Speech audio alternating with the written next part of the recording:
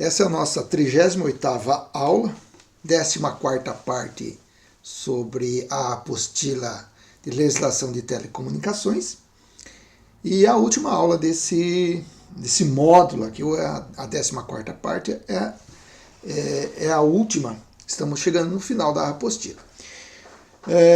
E depois, na sequência, então, faremos algumas revisões mostrando um mapa conceitual para fixação do conteúdo. Então, começando pela questão 1147, diz o seguinte: os radioamadores estrangeiros com autorização para operar no Brasil terão os indicativos de chamadas formados de maneira seguinte. E a resposta correta é a resposta delta. Prefixo da unidade federativa de sua estação, seguida do agrupamento de 3 letras do alfabeto, iniciado pela letra Z.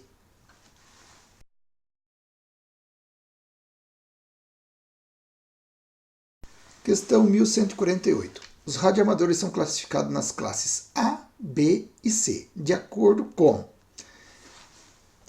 suas habilitações, pois as provas são feitas para aferir a qualidade para a classe A, classe B e classe C, classe B e classe A.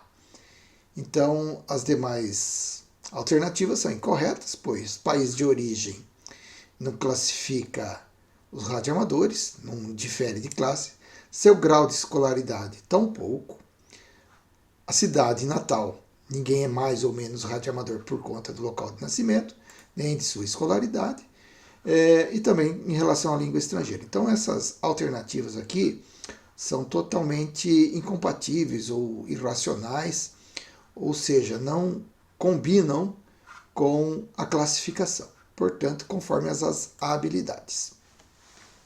Questão 1149. Cuidado com essa questão também.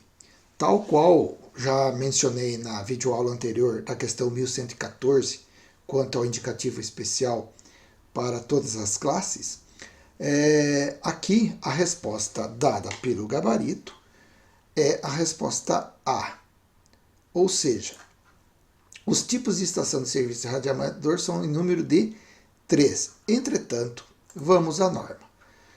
Na resolução 449, no título 3, capítulo 1, diz da classificação das estações. Então, como elas se classificam. A classificação, então, ela diz o seguinte: as estações de radioamador podem ser 1. Fixa, 2. Repetidora, 3. Móvel, 4. Terrena. Então, nós encontramos 4 classificação. Porém, a questão fala em tipos de estação. Tipos de estação é uma subdivisão da espécie. Então, tem a tipo 1, tipo 2 e tipo 3 para as estações fixas. E para as estações repetidoras, nós temos as tipo 4 e tipo 5. Então, nós temos 5 tipos, tá? Que são subdivisões dos gêneros. Mas os gêneros nós temos 4. Então, se for somar, temos 3 tipos de estação fixa, 2 tipos de estação repetidora, já dão 5, móvel 6 e terrena 7. Então, se olharmos aqui a questão, a resposta teria que estar correta, seria a 7ª. Entretanto, o gabarito apresenta 3. Então, cuidado, vai pelo gabarito oficial a hora de fazer a prova. Entretanto, essa questão, na verdade, ela deveria ser nula, porque tipos temos 5 aqui. Então, ou anula, ou se responder 5, tá? Buscar a obtenção da nota respondendo, caso eventualmente responda a resposta delta. O gabarito diz que é 3. Olha a resolução 449 para entender melhor. A questão 1150, na verdade, era uma repetição de várias questões já abordadas. Para o funcionamento das estações de rádio amador é necessário, além da habilitação dos responsáveis. A habilitação é o COER, ou seja, aquele certificado que vem depois que o sujeito faz a prova. E essa prova, desde que ele passe, será considerado habilitado. Ele está hábil a operar uma estação de rádio amador. Então, a resposta, para o licenciamento é a expedição da licença para a Anatel.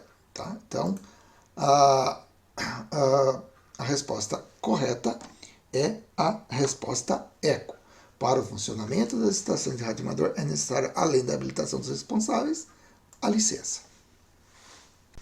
A questão 1151 diz o seguinte: para obter autorização legal para o funcionamento da estação de rádio amador, o interessado, além de estar habilitado, ou seja, ter o COER, deverá comprovar que, estar filiado à associação, já falei diversas vezes que ninguém é obrigado a se filiar ou manter-se filiado. Possui o primeiro grau de escolaridade, também não é requisito. Possui o segundo grau de escolaridade, também não é requisito. Reside há mais de 2 anos no mesmo local, também não é requisito. Lembrando que essa aqui, a residência, ela é completamente equivocada, por isso podemos ter estação móvel. Não faz sentido ter residência. A resposta correta é essa. Pagou a taxa de fiscalização TFI, PPDUR e PPDS. O que vem a ser isso?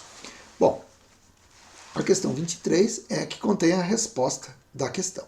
A licença para funcionamento de estação de rádio amador somente será entregue mediante a verificação de quitação da TFI, do PPDUR e do PPDS. O que vem a ser isso? PPDS. O PPDS é o preço público pelo direito de exploração do serviço, no caso do serviço de rádio amador. E o PPDUR é o preço público pelo direito do uso de radiofrequências. São taxas relativamente modestas, nada proibitivo. Não se preocupe com esses valores aí. Você não vai gastar mais que R$80 para licenciar a sua estação. Lembrando que tem que ter um pagamento anual da TFI e esses valores também são bem módicos. Portanto, na questão 1151, o que o radioamador deve comprovar para obter a sua licença de radioamador é o pagamento das taxas. A questão 1152 é uma repetição da questão 1109, que nós já vimos. E diz: para se habilitar na classe C, é necessário que o candidato a radioamador seja aprovado em exame D. Então, classe C são 2 provinhas apenas. Legislação de radioamador, legislação de radioamadorismo, ou, no caso aqui, legislação de telecomunicações, e técnica e ética operacional. Já para a classe B, além das provas de legislação e técnica e ética, recepção e transmissão em código Morse e de radioeletricidade. A questão 1153 tem uma relação direta com a questão 1108, que nós já abordamos, e diz: poderão também requerer licença para instalação de estação de radioamador, além das universidades e escolas devidamente regularizadas. Bem, então a resposta correta é a resposta alfa. Os radioamadores habilitados e as associações de radioamadorismo. Então, poderão ter as universidades, as escolas, os escoteiros, os grupos bandeirantes e assim por diante. Então, volte lá na questão 1108 e você verá mais detalhes.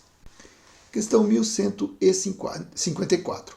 Poderão se inscrever para exames de habilitação ou promoção ao serviço de radioamador, além dos brasileiros, os... Aqui, basicamente, a gente pode descartar todas as alternativas, exceto a E. Qualquer pessoa residente no país. Quer dizer, espanhóis, argentinos, franceses, portugueses, o que os privilegia Ou então, quem não for destas nacionalidades, o que os impede de ser radioamador aqui no Brasil? Nenhuma. Então, qualquer pessoa física residente no país.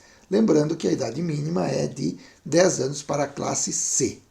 Então, a resposta correta é a resposta E. Qualquer pessoa física residente no país pode se inscrever para fazer os exames de radioamador. A questão 1155, ela tem a relação com a questão 1149, que acabamos de comentar, que inclusive tem aquele equívoco em relação à resolução 449. Então diz lá o seu enunciado. Quais são os tipos de estações de rádio amador? Bem, a resposta correta é essa aqui.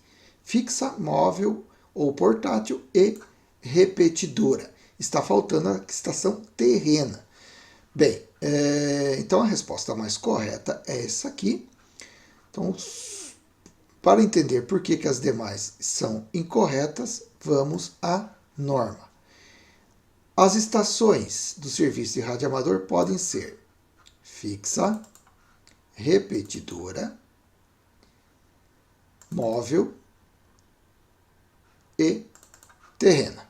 São 4 tipos ou tipos principais, e esses tipos principais, lembrando que eles se subdividem em subtipos. Tá? Ou na resolução aqui, na 449, ela diz tipo. Então a resposta correta é essa aqui. Fixa, móvel, portátil e repetidora, lembrando que está faltando a questão terrena.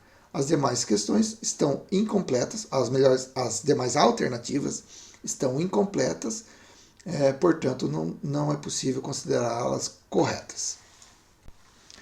A questão 1156 volta a abordar então o código Q e diz: qual das abreviaturas do código Q abaixo relacionadas deverá ser utilizada para perguntar ou responder o nome da estação? A resposta mais correta não. A resposta correta é a resposta Charlie, QRA. Então, é talvez um dos signos do código Q mais utilizado.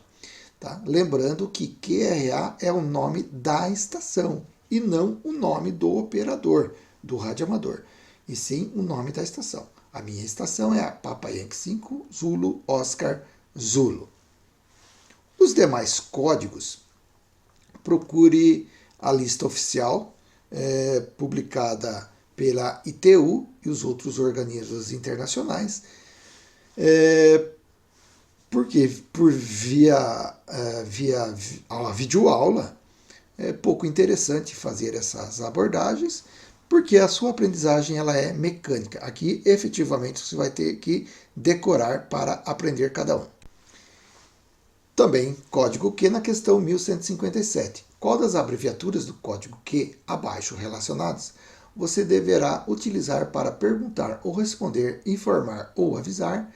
Devo diminuir a potência? Diminuir a potência. Reduzir potência, RP. Então lembre-se daquela regrinha de ouro que nós já passamos chamada palavra prego. Ou seja, crie uma situação em que nas letras você prende uma palavra para fixar na sua memória o significado. Então, QRP é reduzir potência. Utilize o R para a palavra reduzir e utilize o P para potência. Lembrando que o contrário de QRP, ou seja, aumentar a potência, é QRO. A questão 1158. Quando da realização de testes de avaliação da capacidade operacional e técnica para a obtenção de certificado de operador de estação de radioamador, os radiotelegrafistas diplomados, mediante apresentação de prova de qualidade e de acordo com as normas estabelecidas pela Anatel, podem. Obviamente, as respostas C, D e E são incompatíveis com o próprio enunciado da questão. Eles não guardam qualquer relação. Veja, nós estamos falando de radiotelegrafistas diplomados. Eles já possuem o conhecimento técnico. O diploma, ao ser expedido, importou em avaliações para aferir a qualidade de radiotelegrafista dos candidatos. Então, o conhecimento técnico, teste de legislação e de todos os testes não coadunam com a situação de telegrafista. A resposta A. Ser dispensado do teste de transmissão e fazer apenas o teste de recepção auditiva de sinais de código Morse. Bem, lembre-se, para rádio amador classe B e depois A, são duas provas envolvendo o código Morse, o de transmissão e o de recepção. E aqui fala que ele só deve fazer o teste de recepção. Não faz muito sentido, embora até tenha alguma coerência. Mas se compararmos então com a resposta correta, que é a Bravo, ser dispensado dos testes de conhecimentos técnicos e de transmissão e recepção auditiva em código Morse. A resposta Bravo é a correta. E a nossa última questão é a 1159.